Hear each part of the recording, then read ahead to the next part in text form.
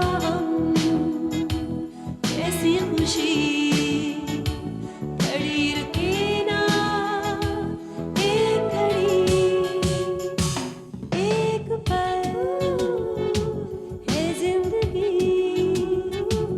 एक पल कुछ भी नहीं।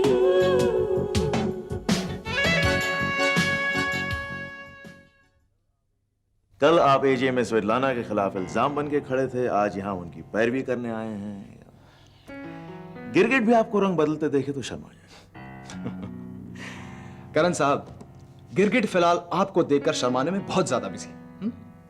एक हाथ में मल्होत्रा इंडस्ट्रीज का झंडा पकड़ा हुआ है और दूसरे हाथ में तलवार है, जिसे मल्होत्रा इंडस्ट्रीज पर ही चला रहे हो तुम। पुजारी जी, मेरी विनती है कि आप इस पर थोड़ी देर सोचकर मुझे जवाब दीजिए। मैं इस वक्त बिल्कुल अकेली हूँ और गिरफ्तारी के बाद मैं बेबस हो जाऊंगी। ठीक है, मैं किसी काबिल वकील को केस के सारे पहलू बताकर उसकी सलाह लेता हूँ, लेकिन वो भी यही राय देगा। रोनी नाम के आदमी की बीवी हैं केशव मल्होत्रा की मिस्ट्रेस, भागने के वक्त यही कपड़े पहने थे। Here's another one. इनका नाम अरेस्ट वारंट निकल चुका है, ये गायब है, पुलिस को इनकी तलाश है। यार तुम भी कमाल करती हो, ना कोई फोन ना बातचीत, इतने दिन बीत गए। ये तुम्हारी जात थी। वो एक्चुअली मैं थोड़ा सा बिजी थी। हमें बता दिया होता हम तुम्हें थोड़ा सा फ्री कर देते। मैंने भी तय कर रखा था कि जब तक मेरा फोन नहीं करेगी इंतजार करूंगा, पर धैर्य टूट गया।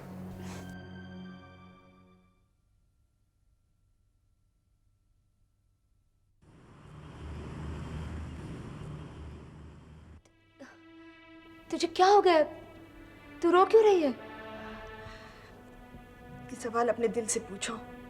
सवाल? क्या क्या क्या, क्या दिल से पूछूं? अगर इस सवाल का जवाब देने में तुम्हें शर्म आ रही है तो मेरे दूसरे सवाल का जवाब दो। दूसरा जवाब? कैसा सवाल? एक नाथ से फोन पर बातें करते समय और फिलहाल मुझसे बात करते वक्त तुम्हारी जबान क्यों लड़खड़ा रही है? हो सकता है, हो जाता है कभी कभी जब दिमाग में कुछ और चल रहा हो। दिमाग में नहीं, तुम्हारे दिल में जो चल रहा है वो बताओ। रूबी, तुम अपनी बहन से बात करने की तमीज भूल रही हो। मैं तो सिर्फ तमीज भूल रही हूँ, तुम तो हमारा रिश्ता भूल बैठी हो। अगर तुम्हें याद होता कि मैं तुम्हारी छोटी बहन हूँ तुम ये नहीं करती जो तुमने आज किया है। ऐसा क्या किया है मैंने रूबी? तुम अच्छी तरह जानती हो कि मैं एक नाथ से प्यार करती हूँ। मैंने तुम्हें बहुत बार बताया भी है, बताया है ना? हाँ मैं जानती हूँ। और एक नाथ भी मुझसे प्यार करता है, लेकिन उसने अपने मुंह से कभी ऐसा नहीं कहा रूबी। लेकिन उसके हाव भाव से तो ये साफ जाहिर है। मैं झूठ नहीं बोलूंगी, लेकिन मुझे ऐसा कभी नहीं लगा। अब कैसे लगने लगेगा? तुम्हारे दिल में जो खोट पैदा हो गई है। तुम मुझ पर झूठा इल्जाम लगा रही हो।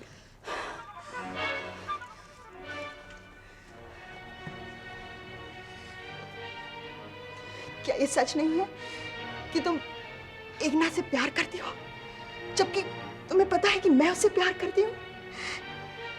क्यों मेरे प्यार पर तुम डाका डालना चाहती हो? रूबी, ये तू कैसा बर्ताव कर रही है? क्यों? जैसे दुनिया में सिर्फ एक ही मर्द बचा है जिसका प्यार पाने के लिए मैं अपनी सगी बहन के प्यार पर डाका डालूंगी। क्या ये सच नहीं है कि तुम दोनों में रोमांस चल रहा है? एक नाथ की बात वो खुद जाने। जहां तक मेरी बात है, हाँ मैं इतना जानती हूँ कि यस आई लाइक हिम। मुझे एक नाथ अच्छा लगता है। अच्छा लगता है मुझे उसकी समझ, उसकी बातें, उसकी कंपनी। That's it. इतना ही, इससे ज्यादा कुछ नहीं रूबी। क्या तुम उससे प्यार नहीं करती? नहीं,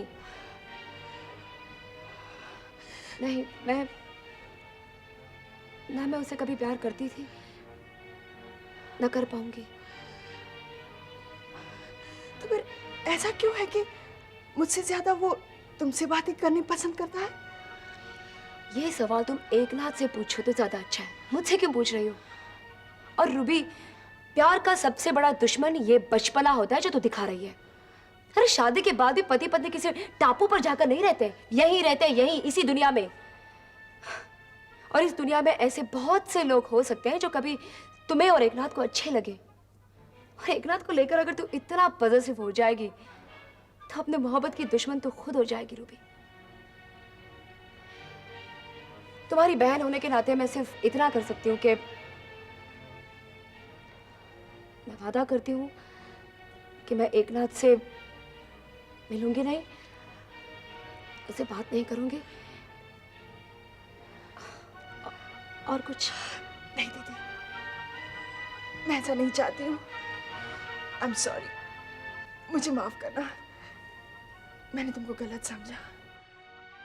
पिछे पिछे आंदा मेरी चाल विंदा आई चीरे वाले अब देखदा आई वे मेरा लौंग वाचा निगा निगा निगा निगा मारदा आई वे मेरा लौंग वाचा। रेनू जरा धीमी आवाज में गा। क्यों? अरे सबको मालूम है कि सूरज गिरफ्तार हो गया है, वो लोग क्या सोचेंगे? सोचने दो, यही सोचेंगे कि मैं पति की गिरफ्तारी के बाद बहुत खुश हूँ, नाच रही हूँ, गा रही हूँ। उन्हें बुरा नहीं लगेगा? जब मैं यहाँ कैद दिन रात आंसू बहाती थी तो उन्हें अच्छा लगता था।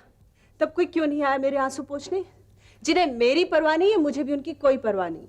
लेकिन तू मुझे जरूरत से ज्यादा खुश नजर आ रही है। मैं जरूरत से ज्यादा दुखी भी रही हूँ शादी के बाद।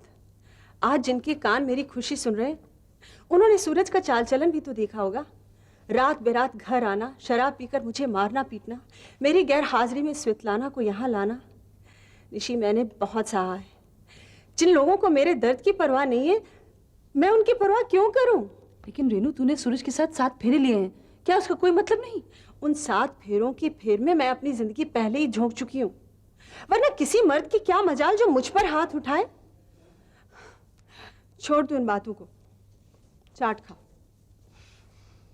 ये तूने खुद बनाया है? हाँ, जब से आजादी मिली है चटपटा खाने का बहुत मन कर रहा था। आज पहली बार घर में मेरी पसंद का खाना बना है। रेनू, तूने आगे के लिए क्या सोचा है? मैं सोचती हूँ कि मैं अपनी जिंदगी अपने ढंग से शुरू करूँ और अपनी पसंद का कोई काम करूँ। शायद मैंने तुझे बताया होगा, अरुण का लेटर आया था। वो मुझे बहुत मिस कर रहा है और वापस आना चाहता है। मैंने भी फैसला कर लिया है कि मैं महीन को तलाक दे दूंगी। अरे वाह, खुश की ताई, क्या बढ़िया बात की तूने। तोड़ डाल निशी अपने पैरों की बेड़ियां, फिर देख नए नए रास्ते कैसे तेरे कदम चूमेंगे। ये बेड़ियां बहुत जल्दी टूट जाएंगी। एक बात तो बता, ये अचानक हौसला कहाँ से आ गया तुझे? कुछ दिन पहले मैं महीन से अस्पताल में मिलने गई थी। उसने मुझे बेइज्जत करके कमरे से निकाल दिया। और उधर रितु और नीतू भी कहते हैं कि मम्मी आप पापा को भूल जाओ। और फिर मल्होत्रा इंडस्ट्रीज का जहाज भी तो डूबता जा रहा है। और जो कसर बाकी रह गई है उसे तू पूरी कर देना। मतलब? तू महीन को तलाक जरूर देना, लेकिन अपनी शर्तों पर। देखना मैं इस तलाक को कैसे हैंडल करती हूँ। सारे शहर में चर्चा होगी इसकी। मैंने इस काम के लिए एक अच्छे से वकील को भी देख लिया है। Really? सच ही कहा है किसी ने, बुरे वक्त पे लोगों की असलियत सामने आ जाती है। आई एम सॉरी सूरज, जो भी कुछ हुआ तुम्हारे साथ अच्छा नहीं हुआ। और जो मेरे साथ किया तुमने वो अच्छा किया। मैंने क्या किया? मैंने सोचा था मेरी गिरफ्तारी की खबर सुनकर तुम मेरी मदद के लिए दौड़े चले आओगे, पर तुम आए भी तो आखिर में, और महज जुबान हिला दी, अफसोस जाहिर कर दिया, बस। स्वेतलाना का फरार हो जाना, तुम्हारा गिरफ्तार हो जाना सूरज, इन सब बातों से मल्होत्रा इंडस्ट्रीज की इज्जत को बहुत बड़ा धक्का पहुंचा है। एक चेयरमैन के खिलाफ अरेस्ट वारंट और एक जनरल मैनेजर इस हालत में। पेपर वाले तो नाम उछाल ही रहे हैं। मल्होत्रा इंडस्ट्रीज की हिस्ट्री में यह सबसे बड़ा हादसा है। बहुत अक्लमंद थी स्वेतलाना जो भाग गई। मुझे भी शायद फरार ही हो जाना चाहिए था। तुम भी अगर भाग जाते तो मल्होत्रा इंडस्ट्रीज वाले किसी को मुंह दिखाने के लायक नहीं रहते। क्या मल्होत्रा इंडस्ट्रीज वाले मेरा मुंह देखने आए? चाहे कहने को तो मैं जनरल मैनेजर था, किसी ने भी मेरी रिहाई की कोशिश की? मल्होत्रा इंडस्ट्री के लोग तुम दोनों से बहुत नाराज हैं। 2 करोड़ का नुकसान, ऊपर से इतनी बड़ी बदनामी। कितनी बड़ी कीमत चुकानी पड़ेगी हम लोगों को। करण, बिजनेस में ये सब चलता है, ये तुम अच्छी तरह जानते हो। अगर मैं और स्वेतलाना कामयाब हो जाते तो क्या मल्होत्रा इंडस्ट्रीज को फायदा नहीं होता? कामयाब हो जाते तो क्या हो सकता था वाली बातों में कुछ नहीं रखा सूरज। तो मल्होत्रा इंडस्ट्रीज वालों की बात करने भी कुछ फायदा नहीं है। सब साले खुदगर्ज हैं। भाड़ में जाए सूरज और स्वेतलाना। नहीं नहीं सूरज, ऐसी बात नहीं। अगर ऐसी बात नहीं है तो बताओ, तुम मुझे यहां से निकालने की जिम्मेदारी लेते हो? तुम्हारी रिहाई नामुमकिन है सूरज, और स्वेतलाना के भाग जाने की वजह से यह केस और बिगड़ गया है। यानी तुमने भी मेरी तरफ से हाथ खड़े कर दिए? नहीं, अब मैं तुम्हारी मदद तभी कर सकता हूं जब स्वेतलाना गिरफ्तार हो, और तुम चाहो तो मदद कर सकते हो। कैसी मदद? स्वेतलाना का ठिकाना बताकर। देखो सूरज, मैं तुम्हें फिर भी बेकसूर समझता हूं, लेकिन स्वेतलाना कसूरवार है और उसी के भाग जाने की वजह से तुम्हें यह सब झेलना पड़ रहा है। अब तुम स्वेतलाना को कसूरवार ठहरा रहे हो, जबकि सारे फसाद की जड़ तुम हो। तुमने मुझे जैसी जैसी राय दी, मैं वैसी सलाह स्वेतलाना को देता गया, और वो मेरी बात मानती रही, और उसका नतीजा है ये सब। यानी हम लोग तुम्हारे गुनाहों की सजा भुगत रहे हैं। I like that. तुम ये चाहते हो कि मैं तुम्हारी जगह आ जाऊं और तुम रिहा हो जाओ। मैं तुम्हारा दुख बांटने आया हूं और तुम मुझे सजा देने की बात करते हो। करण, भगवान की सौगंध खाकर कहो, मैंने जो कुछ भी कहा उसमें क्या एक लफ्ज भी गलत है? सच्चाई तो यह है कि तुम दोनों अपनी करनी और अपनी बदनीयती की सजा भुगत रहे हो। किस तरह के तेवर थे तुम्हारे, किस तरह का जुनून सवार हो गया था तुम दोनों पर पैसा कमाने का, किस तरह की बदतमीजी करते थे तुम लोग, अपनी खिचड़ी अलग पकाने लगे थे। किसी भी बात में तुमने मल्होत्रा इंडस्ट्री के लोगों को शामिल किया? क्यों हम लोग अपना हाथ बढ़ाए तुम्हारी मदद के लिए? और यहां भी तेवर देखिए साहब के। तुम हमदर्दी के भी लायक नहीं हो।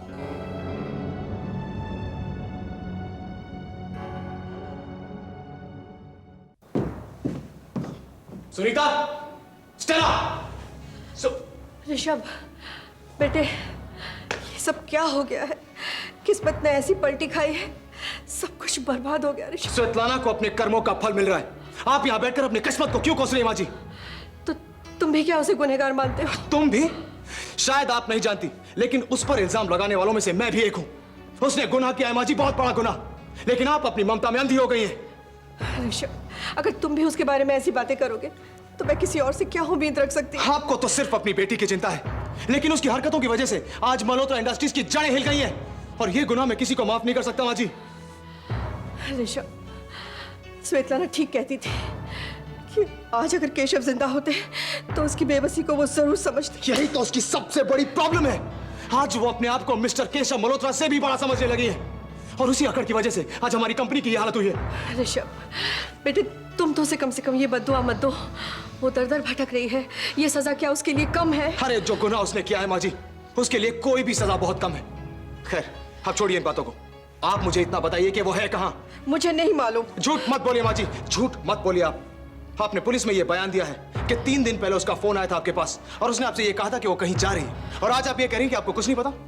कोई टेलीफोन या कोई मैसेज? नहीं, सारी बातें सच है सिवाय एक के। वो क्या?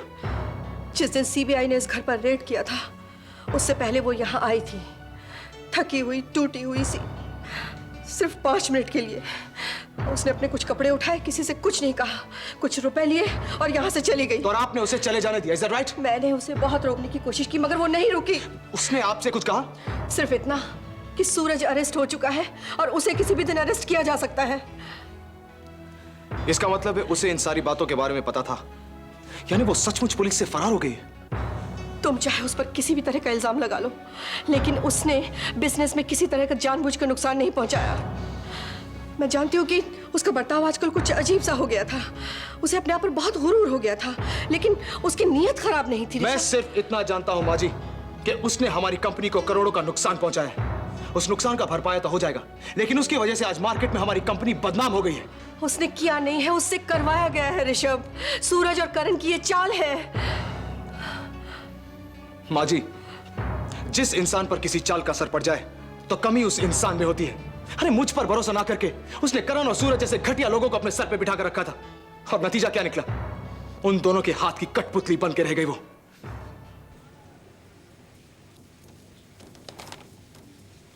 Khilnani manages to get bail for Arora.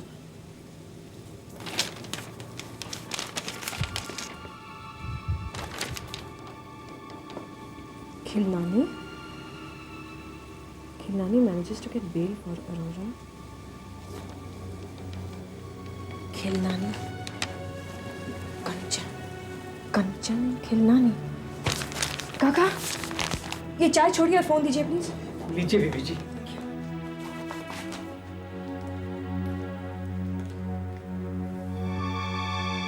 Hello 197। Yes, मुझे एडवोकेट सुरेश खिलनानी का नंबर चाहिए please. Residence number please. Pardon? 632-2316। Thank you.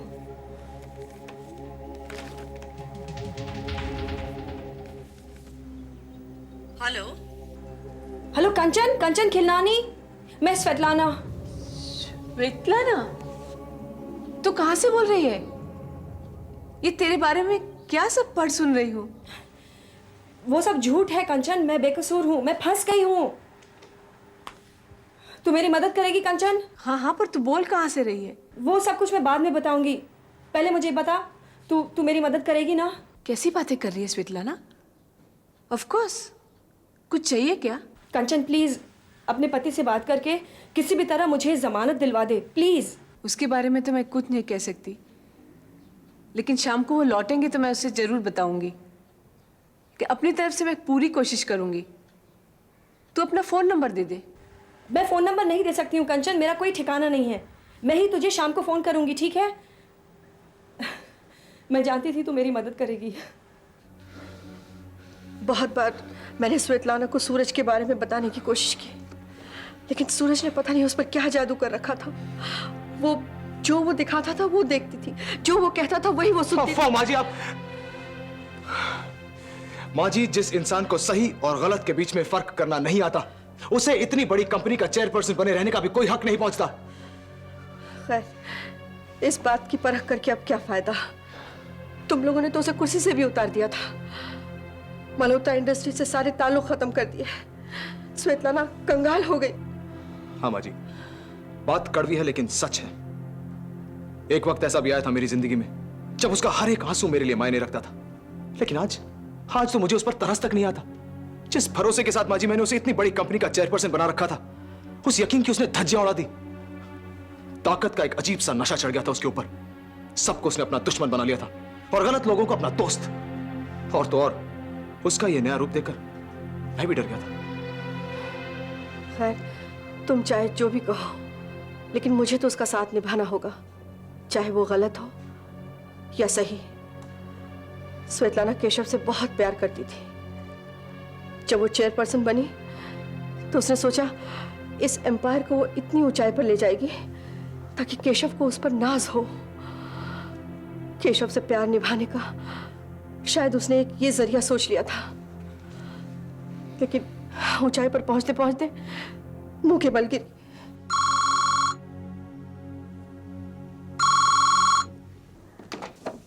Hello hello mummy, मैं स्वेतलाना। हाँ, जोर से बोलिए, आपकी आवाज सुनाई नहीं दे रही। क्यों, कोई वहां पर है क्या? रॉन्ग नंबर था। माँ जी, अगर स्वेतलाना की कोई खबर आपको मिले तो आप मुझे जरूर बताइएगा। फौरन चलता हूं।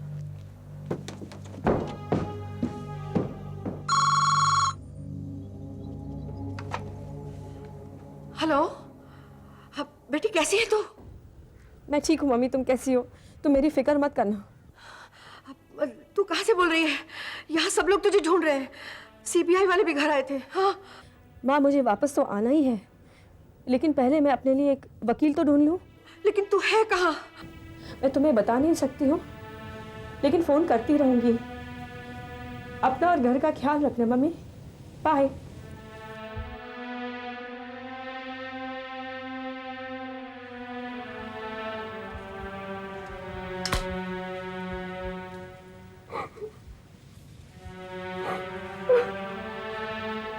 सर, मैंने अपने आदमियों को शहर में हर तरफ बिछा दिया है। एयरपोर्ट पर, बस डिपो पर, रेलवे स्टेशन पर, हाईवे के चेक नाकों पर, यहां तक कि अलग अलग होटलों में भी तलाश जारी है। I am not interested in this. आप मुझे ये मत बताइए आप कैसे क्या कर रहे हैं, इसका नतीजा क्या है बताइए। वेल, अभी तक कोई क्लू नहीं मिल पाया।